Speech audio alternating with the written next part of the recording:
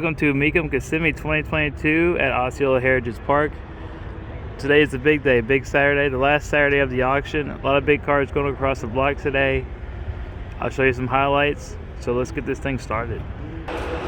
So the first car we got today is this Pontiac Grand Prix. This is the actual pace car from the 1991 Daytona 500.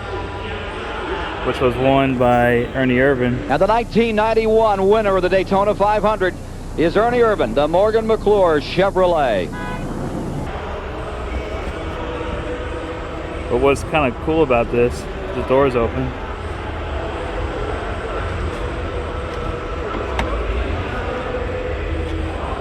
How many pace cars do you see have a 5-speed?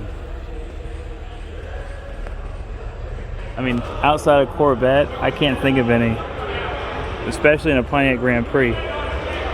So, not only the race cars have manual transmissions, the pace car does as well. So this is kind of a rare sight, even in itself, even if it wasn't a pace car.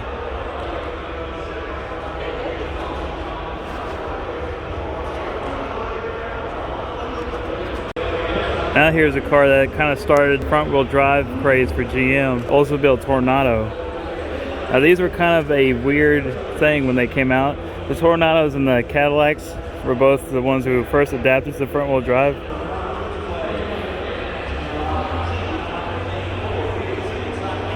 What's cool about these, well, what's different about the front-wheel drive system, that the actual front diff, the actual front driving gear was chain-driven.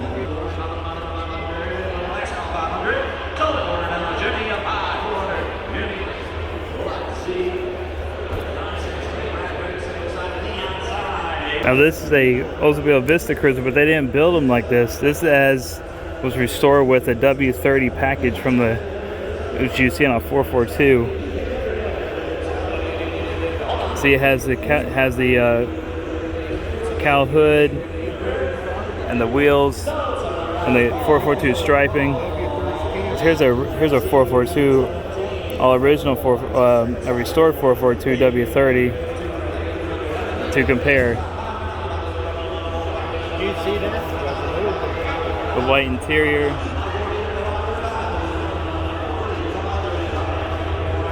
Something that Oldsmobile should have made, but I'm glad somebody restored it to this kind of condition to a W30. Which I probably would have done the same thing if I had this car as well. And of course you had the sunroof on top, and of course you had it here on the roof as well.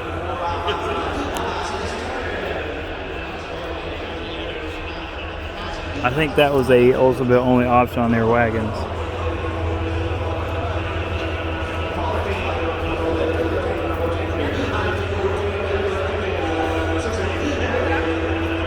Here's another Oldsmobile product. This is the Oldsmobile 442 pace car. This is the actual. This isn't one of the dealer pace cars. This is the actual track used. One of 54 track used Indy 500 pace cars. The 1972 Indy 500 winner was Mark Donahue, driving for Roger Penske. Now a young man from Pennsylvania moves into a winner's circle in Indiana. He actually slowed down to win, detuning the engine so that he could be sure the car would go the distance. At that, it's a new record of 163.465 for the 500 miles. But this was one of the cars that was there for like the pre-race festival, the parade and all that.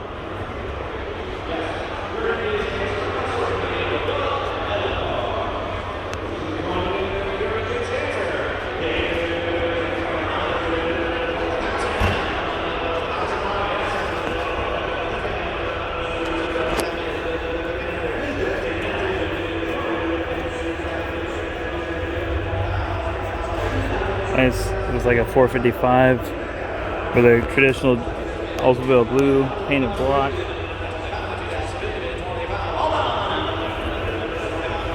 Very nice setup. So you say you like 442s? Well, let me show you a bunch that we got here for sale. Let's count them. From these are late 60s, early 70s 442s. It was a 69 Hearst Here's a 70 442. There's another convertible 442. Another 70 442.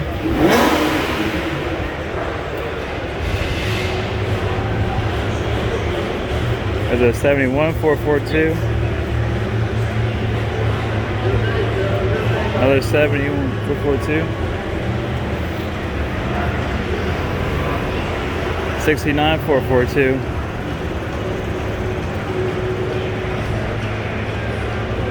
Like a 65, 66 442. 72 442.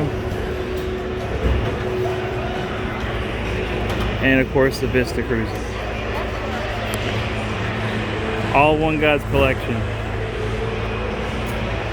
Alright, I'm a sucker for 67 to 72 C10 trucks, and this is probably the best custom here at the auction. The 67, you can see it has a small rear back window, and look at the bed. This wood bed opens up in the center so you can fill up the gas tank and service the rear diff if you need to. It's just a professional built truck through and through, built with specialty wheels.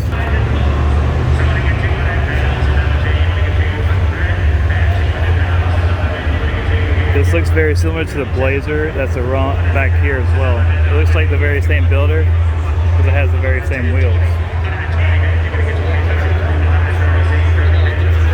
This Blazer is this is a 68 Blazer. Or at least they put a 67 front in. No, it's a 72 Blazer with a 67 front grille on it. Same quality inside, even with the matching surfboard. Red leather interior with leather dash and inserts.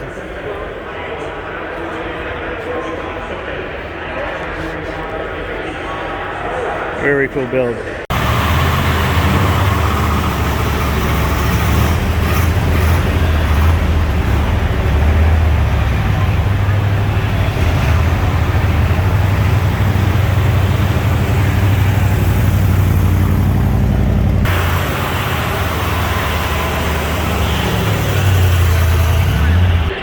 Here's another Daytona 500 pace car. This is the 1969 Daytona 500 pace car. If you remember in the 1969 Daytona 500, Leroy Yarbrough beat Charlie Glossback, passing him on the backstretch to win the race. They're on the final lap, about 6 car lengths separate. And here's where it's going to have to happen. Down the backstretch, and Leroy picks up a little ground on Charlie Glotzback. Leroy getting closer. They're going close to 200 miles an hour here. And Leroy takes him. Yarbrough has taken the lead as they go side by side, splitting another car as they go by.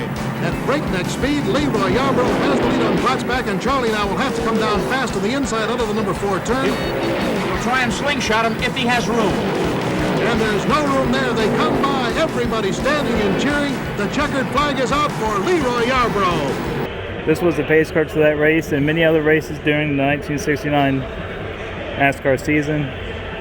This is one of 10 Camaros that were given to Bill France for the 1969 season from GM. The decals are not correct to the period, but there are articles and documentation to prove this is one of the 10 cars from the year.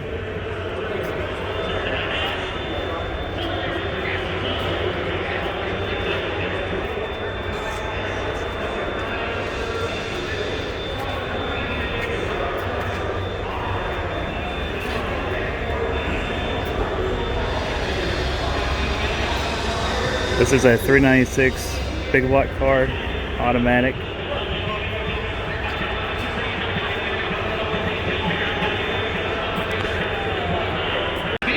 Here's kind of a rare gem. This is a 1962 Corvette, but it's not any ordinary Corvette. It's the last C1 Corvette ever built. These are built in the St. Louis plant, if I'm not mistaken. This is the last ever C1 Corvette body style. The last ever C1 Corvette ever made. As you know, this after 1962, they went to this body style, the 1963 to 67. Of course, 63 being the split window. This isn't a split window. I think this is a 65. But this is the very last of the first generation Corvettes right here, which range from 53 to 62.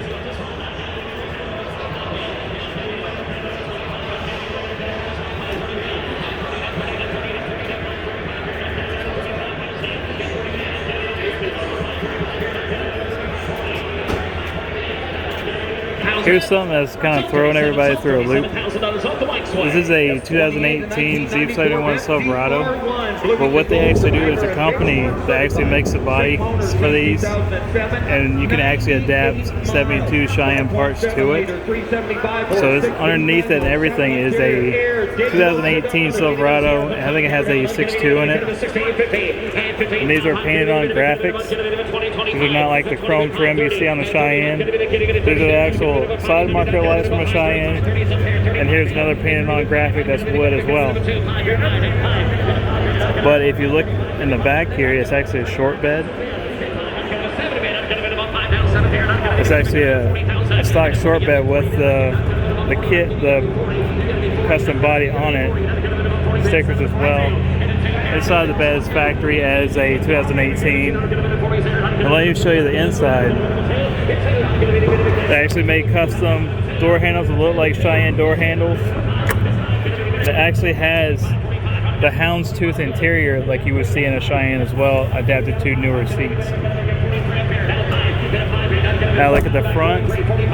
You have the modern dash as well. I have an 18 Silverado with the adapted houndstooth inserts with the leather seats. Just the attention to detail with these kits is pretty amazing. And doesn't look out of place or nothing. The only thing that really looks out of place is the roof line. As you know, the Chevys are like more straight up and down. But it's pretty cool. I wish they could have found a way to make that cab a little more like a 72 cab. 72 taillights. And this would have been an aftermarket bumper you see on the 72 Cheyenne as well.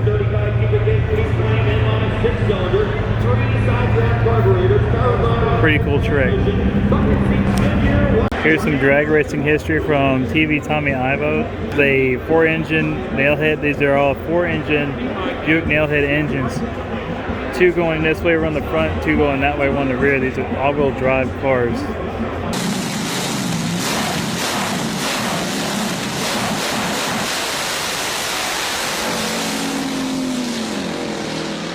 So you have a diff up here and a diff back here that you straddle when you're sitting. And these are just light the tires up. This was like an exhibition cars, one of the exhibition cars back in the 70s. But this is the nailhead version he had, and he was sponsored by Buick.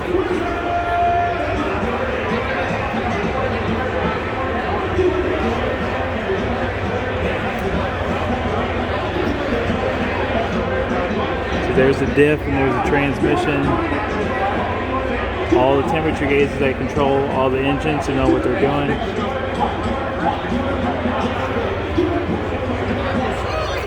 Of course, your parachutes as well.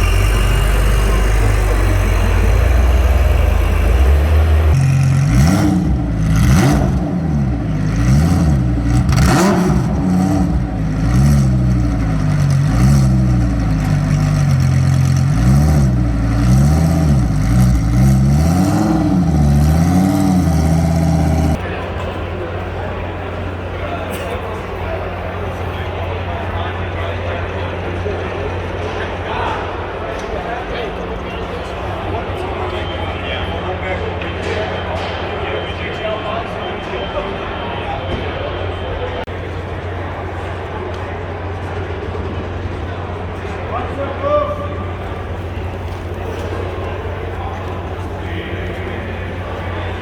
got half a foot in the grave right there. You know that, right?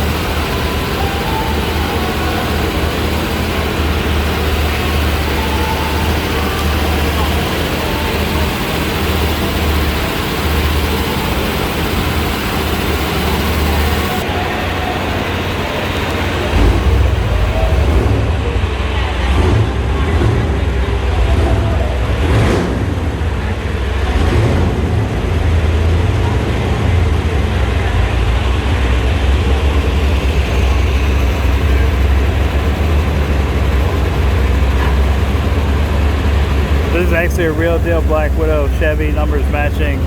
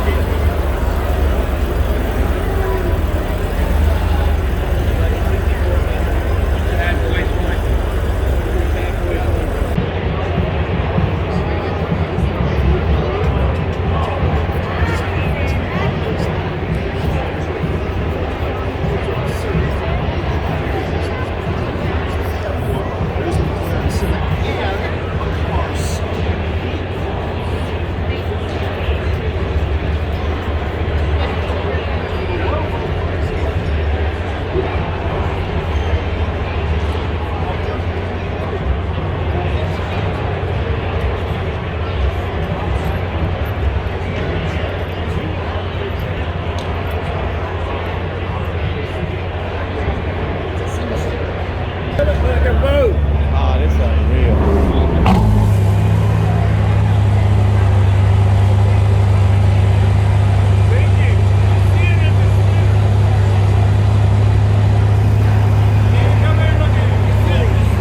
Got it?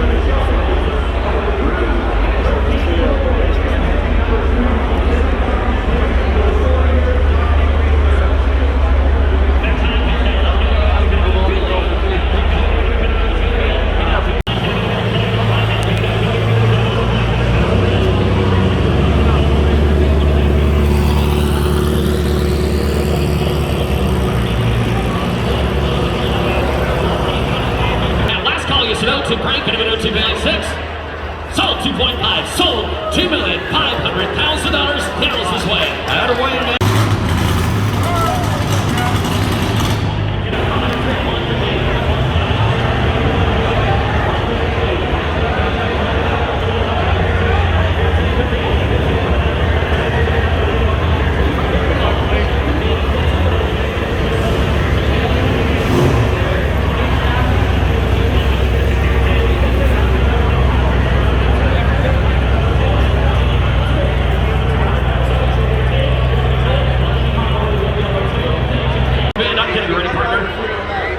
No problem, he can do practice on this one. $1,950. $2 million bid. Last call, guys, $2 million bid. $1,950, ladies and gentlemen, $2 million bid. Y'all having fun? Sold $1,950,000. Jamie and Mitch on the telephone. Here's some historical Corvette significance. Let the plate give it away. This is the very last 1953 Corvette ever made. This is number 300 of 300 Corvettes produced in 1953. All of them are white with the red interior. This is the very last one, or you can have an automatic. This one has the automatic in it.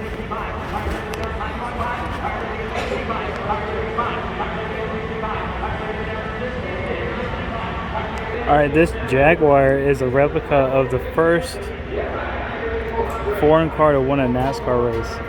This was Al Keller's. This is a recreation of Al Keller's win in 1954 in New Jersey Linden Airport course. Jaguar XJ120.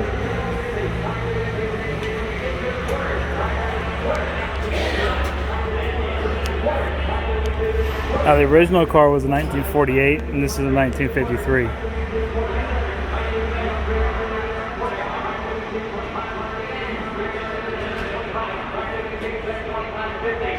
This is probably hands down the coolest combo at this auction. This is like a 1932 or a 1934 pickup hauling and often has an Indy car in the back with a tow, hooked up with a tow bar and everything. This is pretty much how it was like probably 30s and 40s of open wheel racing until like the trailers become more prevalent in racing. This is really cool.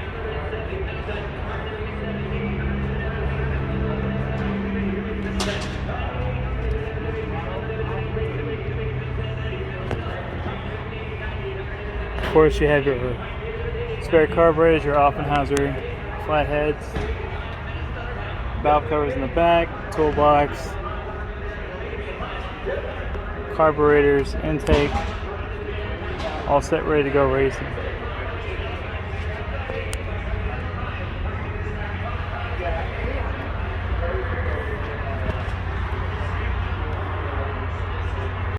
Now this is pretty rare. You see two wing cars right next to one another, especially a Dodge and the Plymouth.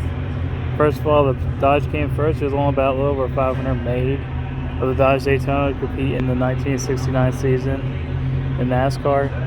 And then once they became so dominant, Richard Petty actually got switched over to Ford because Dodge Plymouth wouldn't allow him to run a wing car because they thought he was good enough, he didn't need one. So he ran across town to Ford and went in Ford. So in order to bring Richard Petty back to Mopar 1970, they came up with the Superbird. And they made about I think every two dealerships, they made two for every dealership, which is about, I think, a little over 2,000 they've made of the Superbird. They were so rushed to put the Superbird out, they did not finish the roof. So the roof, the back window, the original back window is right here, but they actually put a plug in and put a smaller back window in to hurry up and rush the cars out. And in order to do that, to get the cars out of production pretty quick. But the public really didn't like these cars at first. They pretty much sat on lots for pretty much 2 years or so. And even some dealerships took out the wing and the nose and put normal grille and headlights in the front just to get the cars off the lots. And these are both, these are both 440 cars. And also the one across the way here, this Petty blue one, is also a 440 car. As far as I know, there was no Hemi Daytonas or Superbirds here at this auction this year. But it's pretty cool to see some wing cars in general.